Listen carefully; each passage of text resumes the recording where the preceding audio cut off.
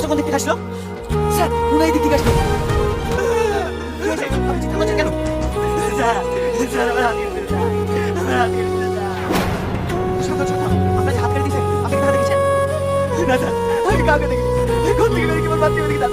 আর কে ধরে হাতটা নিলে হাতটা কেটে দিল স্যার। কত করে হাত কেটে পড়বে? স্যার ছোট মুখে একটা বড় কথা বলবো।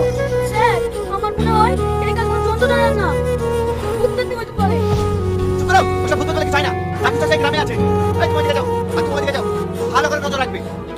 ঠিক আছে স্যার। স্যার স্যার বাঁচান বাঁচান।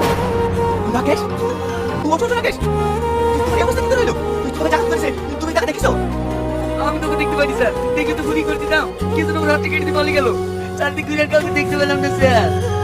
স্যার আমার হাত কাটতে পারিনি, আমি ঝাল মেরে ফেলতে পালিয়ে গেছে। তোমরা সব পাগল হয়ে গেছো নাকি? প্রায় করে হাত কেটে চলে এসে অথচ তোমার কাউকে দেখতে পেছো না। আমি তো কিছুই বুঝতে পারছি না। সুলমান চাচা স্যার গতকাল হাত কেটে দিয়েছে, ওই সুলমান চাচা। তোমরা কি ঠিক সমস্যাকে বিশ্বাস করছো?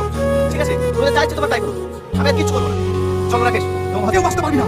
আজকে তোদের হাত কাটছে, এরপর তোদের গলা কাটবে, তোদের পুরো গ্রামকে ধ্বংস করে দেবে। সাধু বাবা, এর কিছু আপনি করতে পারবেন না? আমি কেন, কারো তোলা সম্ভব নয়। এই গ্রামে কাল ছায়া নেমে এসেছে। তোরা যদি বাঁচতে চাস এই গ্রাম থেকে পালিয়ে যা। সাধু বাবা, আমরা বাড়ি ঘর ছেড়ে কোথায় যাবো? সেটা আমি বলতে পারবো না। তোরা যদি প্রাণে বাঁচতে চাস গ্রাম ছেড়ে পালিয়ে যা। আমার এখানে থাকা ঠিক হবে না, আমার বিপদ হতে পারে। আমি গেলাম। কি করবো মানে? আমরা গ্রামে থেকে মরবো নাকি? আমরা পালাবো। সাধু সাধু